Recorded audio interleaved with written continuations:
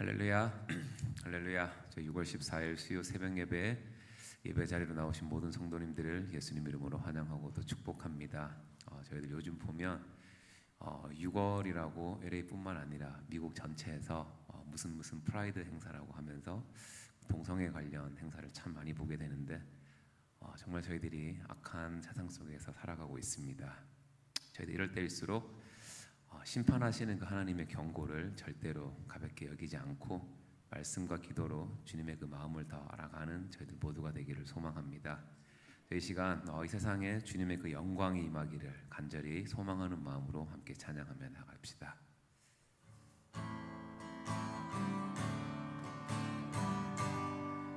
창조의 아버지, 창조의 아버지,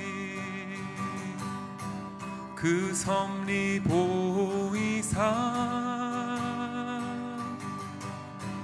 택하신 세대 일으키어 이 땅을 고치소서. 주의 크신 능력 만물이 사모하니 성령의 기름 부어주사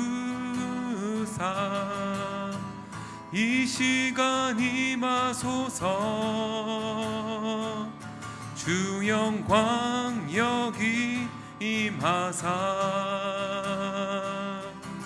열방 향해 그 빛 비추소서.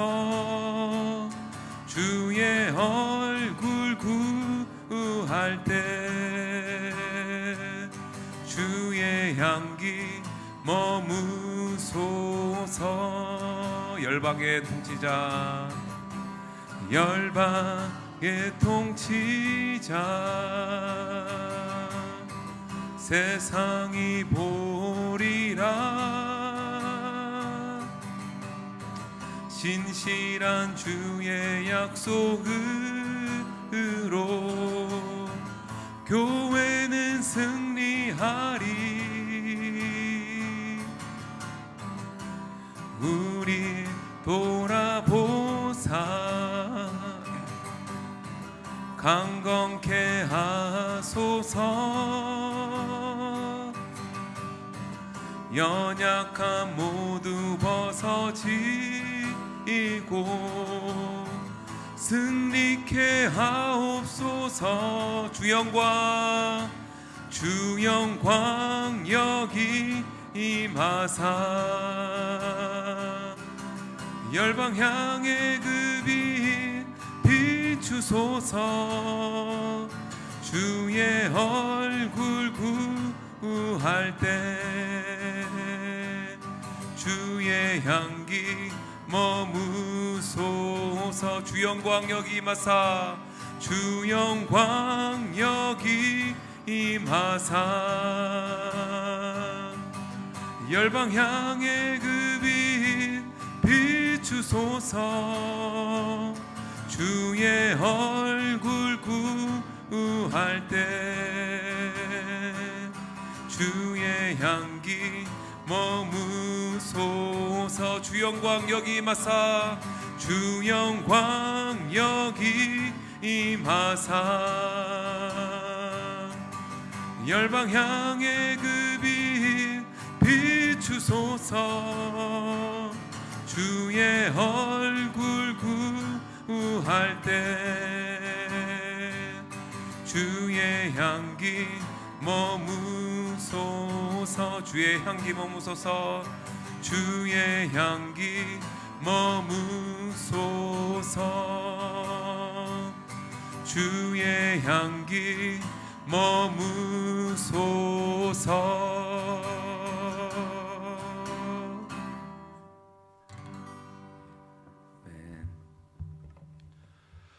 좋으신 아버지 하나님 감사합니다. 오늘도 하나님 앞에 전을 사모하여 기도하러 나온 주의 백성들, 저들의 마음과 생각을 감찰해 주시고 저들의 믿음을 보시고 기도와 찬송으로 나아갈 때에 기뻐 받으시며 하루를 출발하기 전 주님의 말씀을 듣고 순종하며 하나님의 바른 교훈과 책망으로 오늘 하루를 살아가기를 결단한 주의 백성들에게도 하나님의 은혜를 부어주시기를 원합니다. 특별히 간구하옵기는 질병으로 인하여 고통 가운데 있는 사랑하는 교우들이 있습니다. 그들에게 찾아가 주셔서 성령 하나님의 따뜻한 손길로 만져주시고 위로하시며 그 모든 질병 가운데에 나음을 얻을 수 있도록 내가 낫고자 하느냐, 그 주님의 음성을 듣는 귀한 은혜가 있기를 원합니다. 특별히 우리 권혁주 장로님, 시무장로로서 사역을 감당해야 할 터인데 육신의 약함으로 인하여 누워 있습니다. 속히 일어날 수 있도록, 회복할 수 있도록 주께서 안수하여 주시고 이제 잘 회복이 되어 3차 나머지 수술을 잘 받을 수 있도록 강건함을 허락하심으로 말미암아 넉넉히 이겨낼 수 있도록 역사하여 주옵소서.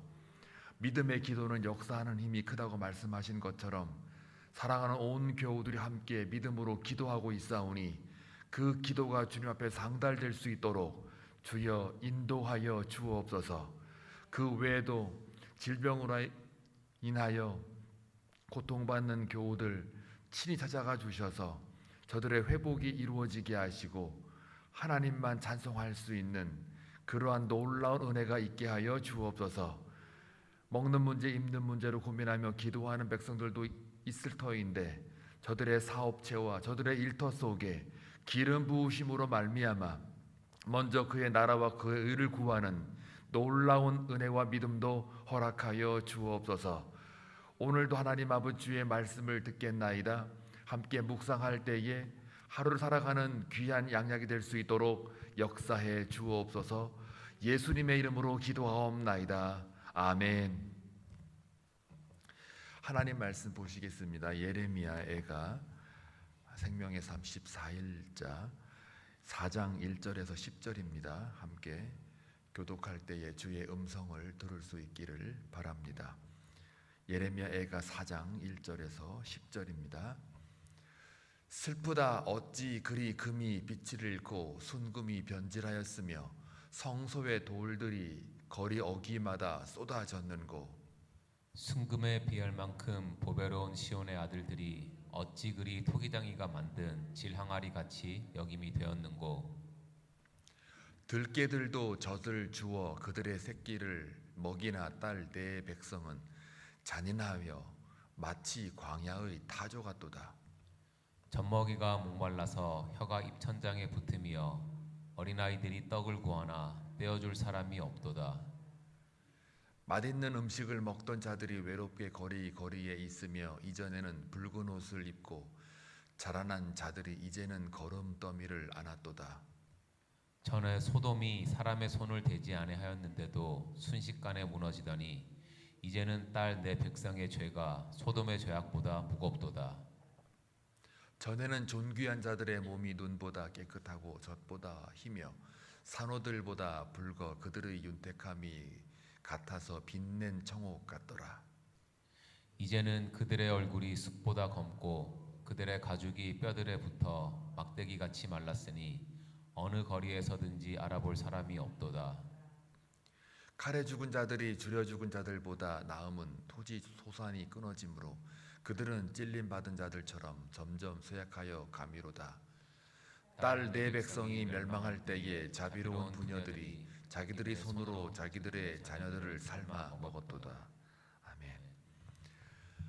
오늘 4장 1절부터 10절까지의 말씀도 여전히 하나님의 심판의 과정에 있습니다. 근데 특별히 이제 우리가 주목할 만한 것은 과거에는 이랬는데 지금 이제는 현재는 이렇다. 그러니까 과거에는 하나님의 영광이 있었는데 지금은 그 영광이 떠나서 너무 비참한 현실이 있다. 이렇게 지금 과거에 어땠는데 지금은 이렇다. 이렇게 지금 전체적으로 시작을 하고 있습니다.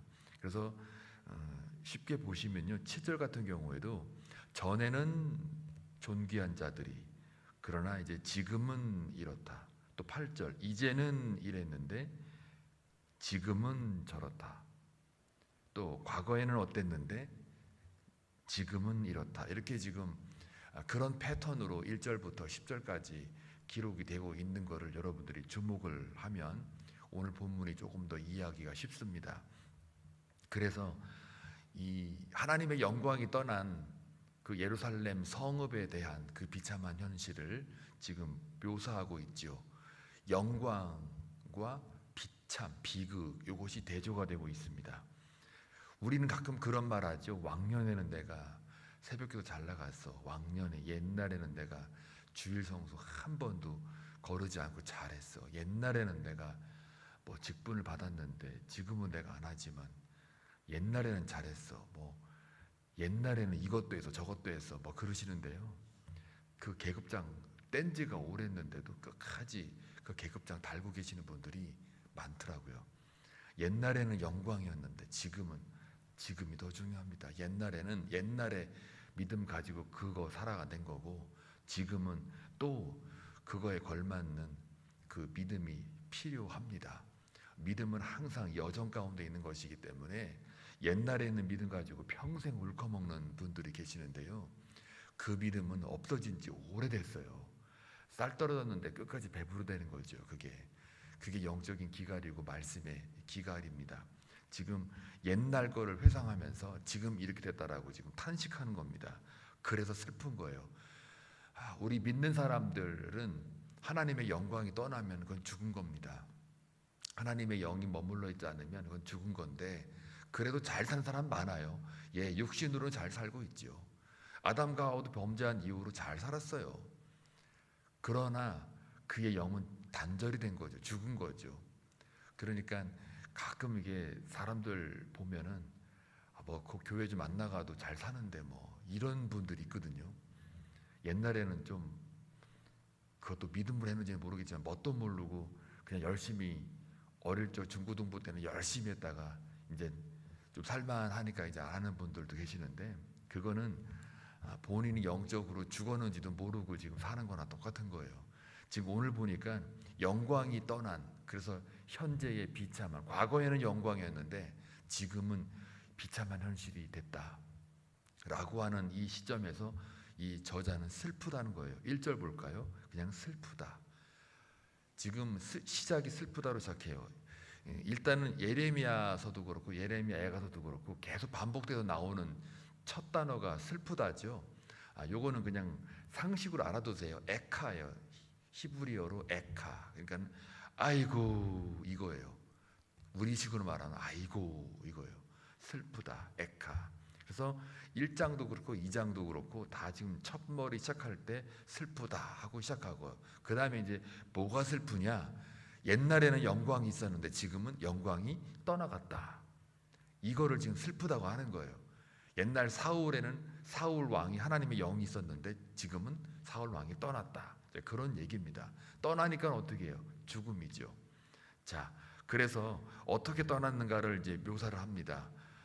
어찌 그리 금이 빛을 잃고 순금이 변질하였으며 여러분 금과 순금은 빛을 잃을 수가 없어요. 진짜 금이라면 가짜니까는 겉에만 살짝 칠해놓으니까는 시간이 지나면 지날수록 그게 색깔이 바뀌는 거거든요.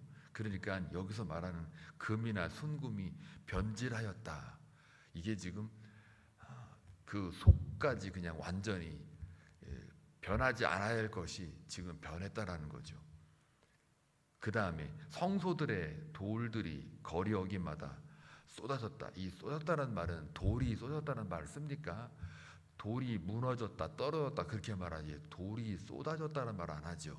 그만큼 강조 어구예요. 그래서 물처럼 돌이 무너졌다 그런 말을 성소의 돌들이 쏟아졌다, 와르르 무너졌다는 얘기죠. 그러니까 굉장히 강화하는 묘사예요. 예루살렘 성읍이 완전히 벽들이 다 그냥 무너진 거를 말합니다. 그러니까 우람하게 멋있게 서 있던 그 성전이 그 영광스러운 성전이 이제는 다 무너졌다. 그런 겁니다. 2절 순금에 비할 만큼 보배로운 시온의 아들들이 어찌 그리 토기장이가 만든 질항아리 같이 여김이 되었는고 질 항아리 잘 깨지잖아요. 순금은 보배로운 거죠. 깨지지 않죠. 그런 튼실하고 정말 영광스러웠던 그 모습, 이스라엘 자손들이 지금 특히 여기는 이제 청년들, 젊은 사람들 가리키긴 한데요.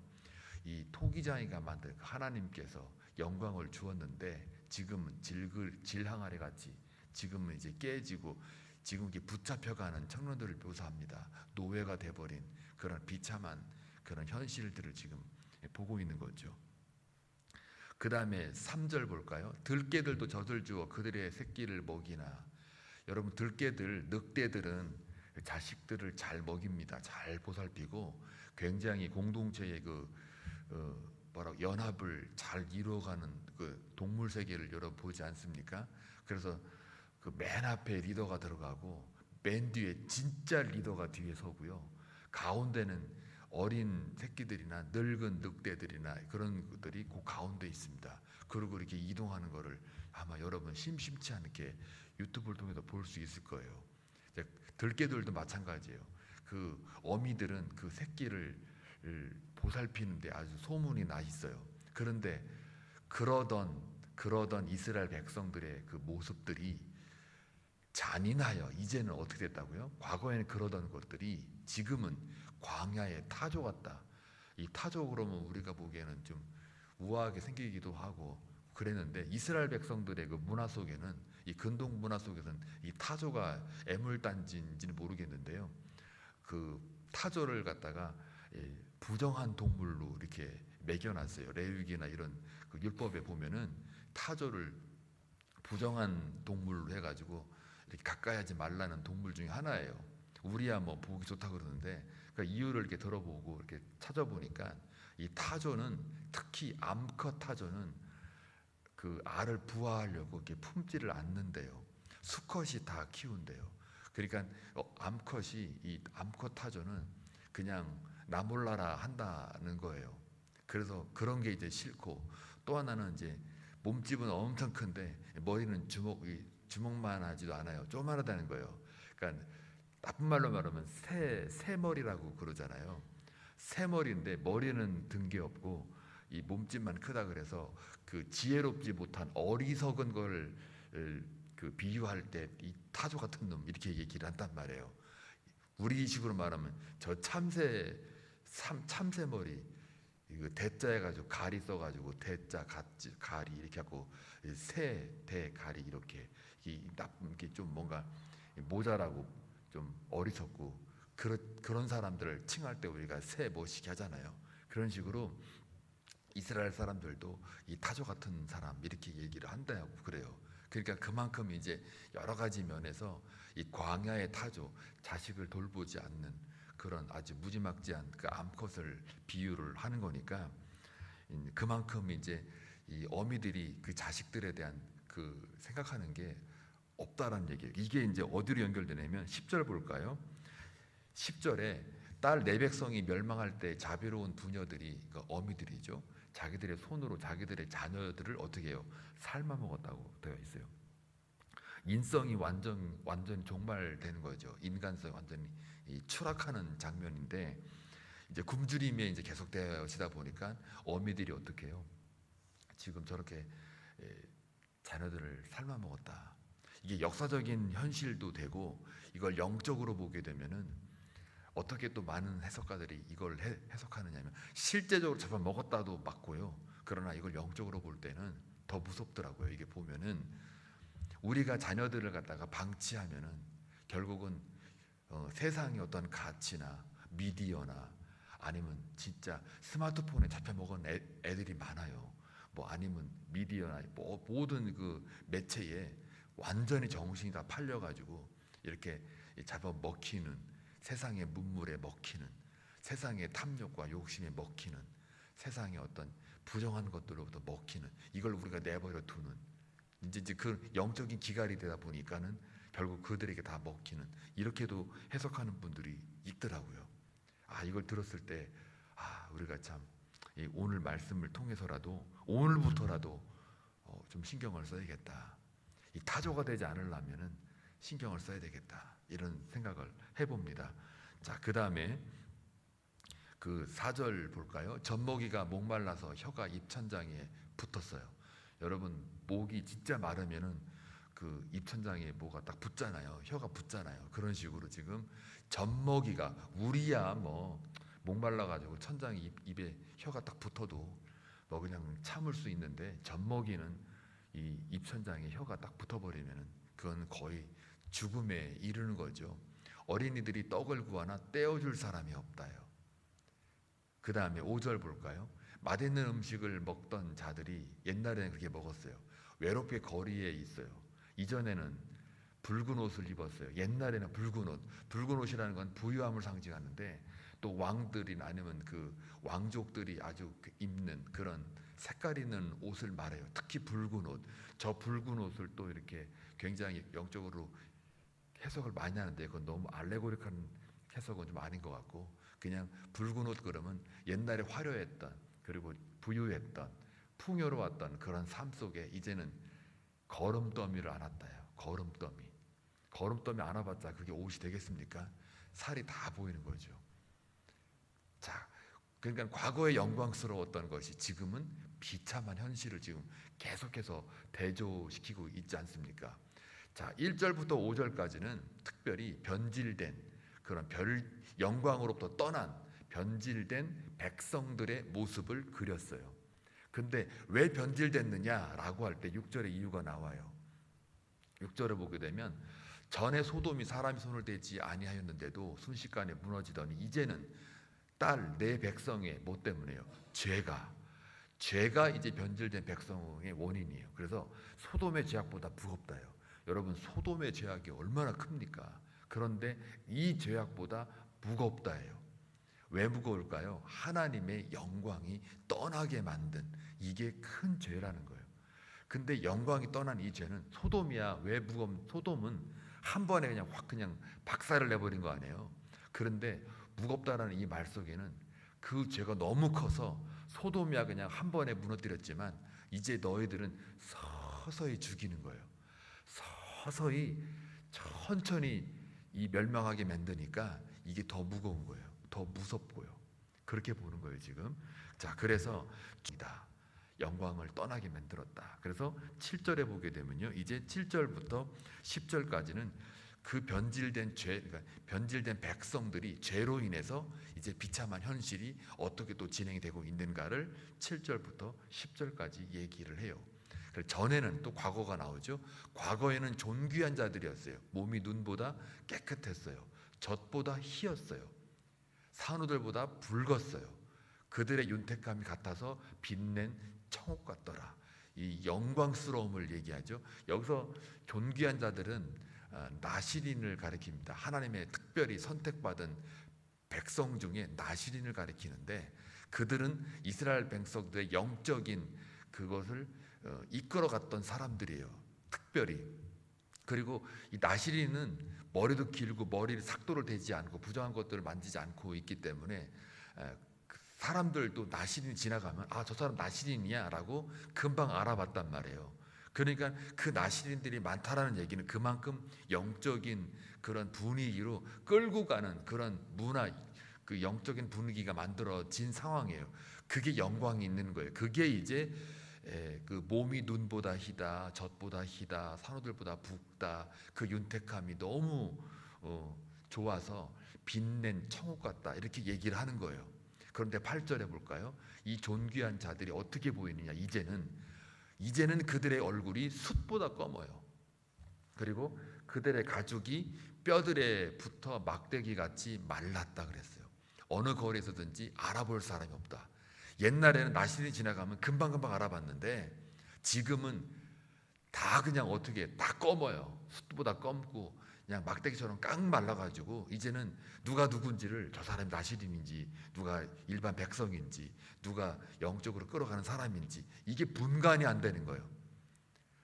목사나 성도나 장로나 뭐 권사나 집사나 세상 사람들이나 직분을 맡은 자나 없는 자나 교회 안에 있는 사람이나 밖에 있는 사람이나 다 그냥 구별이 없다. 그러면 이거는 저 8절하고 똑같은 얘기예요. 누가 영적으로 살아있는지 누가 죽었는지, 누가 세상에 속했는지, 누가 교회 안에서 속했는지, 누가 영에 속했는지, 누가 육에 속했는지, 누가 하늘의 백성인지, 누가 땅의 백성인지 이게 구분이 안 되면 8절 말씀하고 똑같은 얘기예요.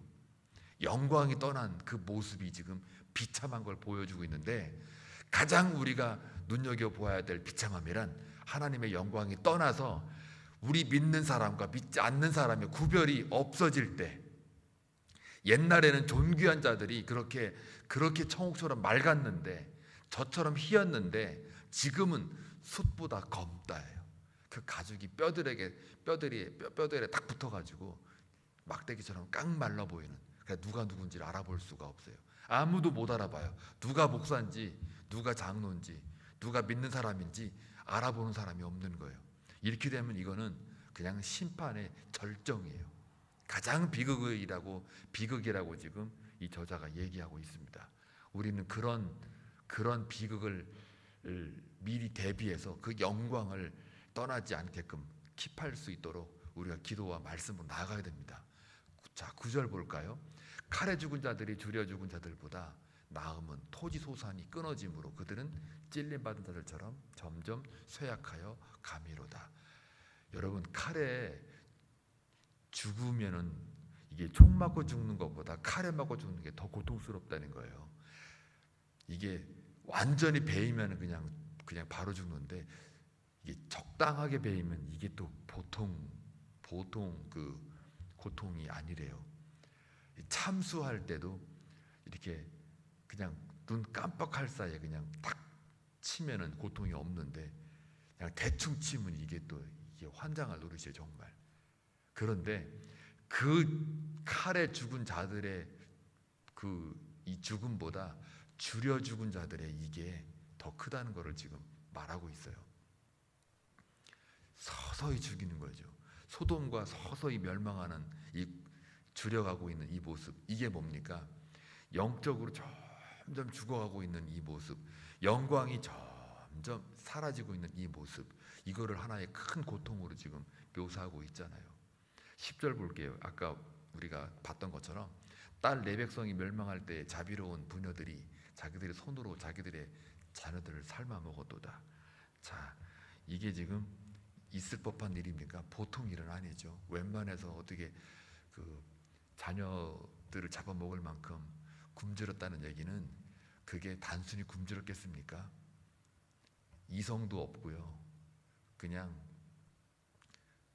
괴수가 된 거죠. 괴수가. 그러니까 하나님의 영광이 완전히 떠난 거죠. 그러니까 사람도 아닌 거죠. 하나님의 이미지가 전혀 형상이 없는 거죠. 자, 그래서 하나님의 영광이 떠난 이 성읍의 상황을 예레미야 애가 저자는 이렇게 지금 묘사를 하고 있습니다. 사랑하는 교회 여러분, 우리가 삶을 살아가면서 믿는 사람으로서 하나님의 영광이 우리 가운데 머물러 있는 게 얼마나 중요하다는 것을 다시 한번 깨닫습니다. 우리 믿는 사람은 예수의 영이 떠나면 그건 끝난 겁니다. 그 영이 떠나지 않도록 성령을 구하시고 또 성령을 사모하는 그런 기도를 올리면 좋겠습니다. 그 다음에 하나님의 말씀이 우리에게 경고한 것은 무엇입니까?